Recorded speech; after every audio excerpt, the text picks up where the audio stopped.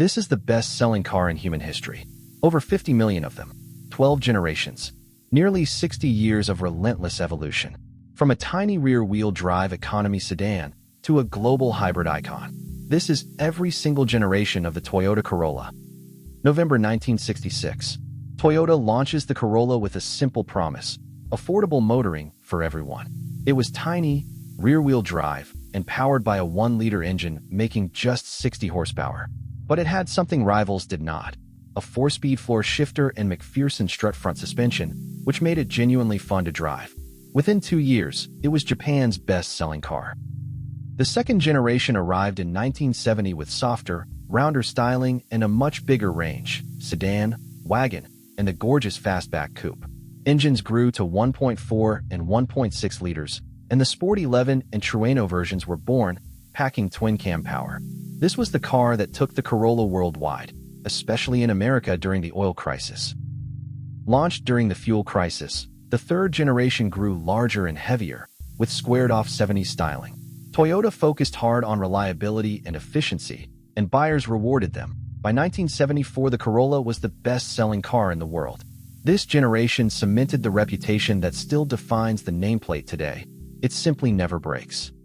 The fourth generation went full 80s, crisp, angular, and razor-sharp. Under the skin, Toyota introduced the legendary A-Series engines.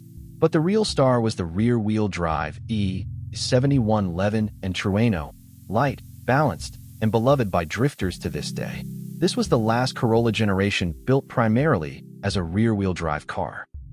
In 1983, the Corolla switched to front-wheel drive, except for one model. Toyota kept the rear-wheel drive coupe alive as the E86. With a screaming 16-valve engine, near-perfect balance, and a pop-up headlight face, it became the most famous Corolla ever built, the drift icon known simply as Hachiroku. Meanwhile, the front-wheel drive sedans sold in enormous numbers. The sixth generation felt like a car from a class above. Rounded aerodynamic styling, a far more refined interior, and build quality that genuinely embarrassed European rivals. All-wheel drive became available, and the hot GTI models used the same Revy 16-valve engine as the E86.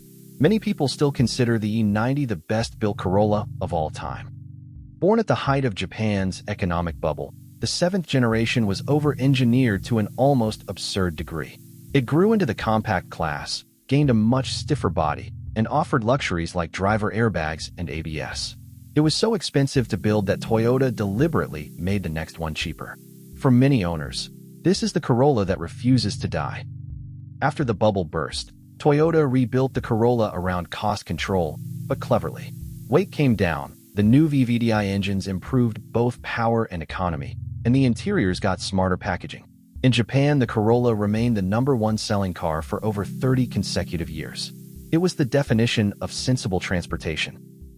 The ninth generation broke from tradition with a taller, more upright shape that dramatically increased cabin space. Europe got the sharp-looking hatchback, America got the sedan, and enthusiasts got the wild Corolla T-Sport with a nearly 200 horsepower screamer of an engine that revved to 8,000 RPM. Sensible car, insane engine option.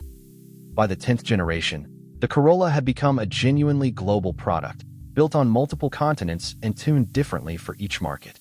Toyota poured investment into safety, stability control, curtain airbags, and stronger crash structures became standard. It was not exciting, but it was staggeringly successful, and it kept the Corolla at the top of global sales charts.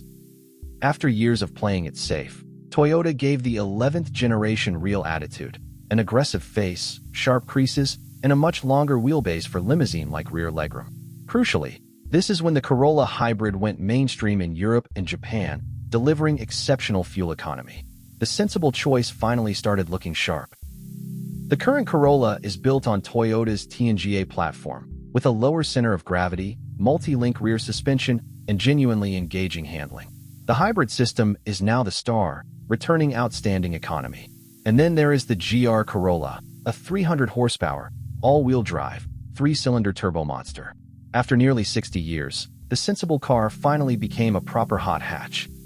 From 60 horsepower to 300. From a humble economy sedan to a rally-bred hot hatch. 12 generations, nearly 60 years, and over 50 million cars.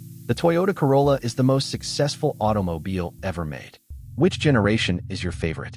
Tell us in the comments, and subscribe for more automotive deep dives.